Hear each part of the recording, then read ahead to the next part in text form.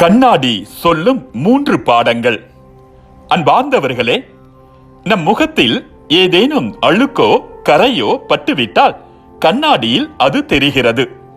அந்த கரையை கண்ணாடி கூட்டுவதும் இல்லை, குறைப்பதும் இல்லை. உள்ளது உள்ளபடியே காட்டுகிறது.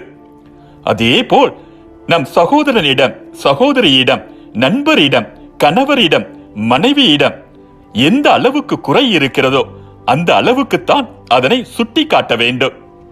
எதையும் மிகையாகவோ ஜோடித்தோ சொல்லக்கூடாது. துரும்பை தூணாக்கவோ கடுகை மலையாக்கவோ கூடாது. இது கண்ணாடி சொல்லும் முதல் பாடம். கண்ணாடிக்கு முன்னால் நாம் நிற்கும் போதுதான் நம் குறையை அது காட்டுகிறது. நாம் அகன்று விட்டால் கண்ணாடி மௌனமாகிவிடும். அதே போன்று மற்றவரின் குறைகளை அவரிடம் நேரடியாகவே சுட்டிக்காட்ட வேண்டும்.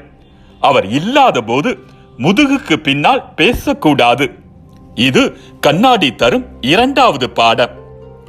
ஒருவருடைய முகக்கரையை கண்ணாடி காட்டியதால் அவர் அந்த கண்ணாடி மீது கோபமோ எரிச்சலோ படுவதில்லை. அதே போன்று நம்மிடம் உள்ள குறைகளை யாரேனும் சுட்டி காட்டினால் அவர் மீது கோபமோ எரிச்சலோ படாமல் நன்றி கூற வேண்டும்.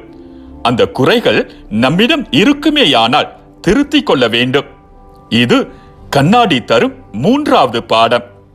அன்பார்ந்தவர்களே, இனி கண்ணாடி முன்னால் நின்று நம் முகத்தை அலங்கரிக்கும் போதெல்லாம் இந்த சிந்தனைகள் நம் மனதை அலங்கரிக்கட்டும். நீரில் ஒருவர் தம் முகத்தை காண்பார், அதுபோல தம் உள்ளத்தில் ஒருவர் தம்மை காண்பார். நீதிமொழிகள் ஆகமம் 27ஆம் அதிகாரம் 19வது இறைவசனம். மீண்டும் மற்றொரு சிந்தனையோடு உங்களை சந்திக்கும் வரை விடை பெறுகிறேன்.